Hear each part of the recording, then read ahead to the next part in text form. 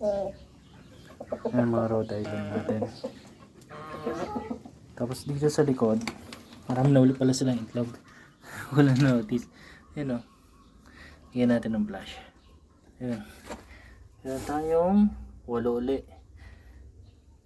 Ibig sabihin 4 na araw siya hindi na bisita. Ayan. Sila.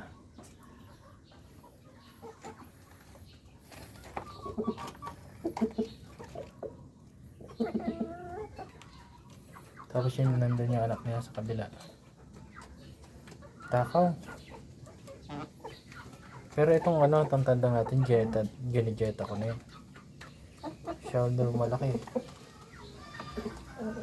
Yan, yung pagkain nila hanggang bukas na yun ng tanghali.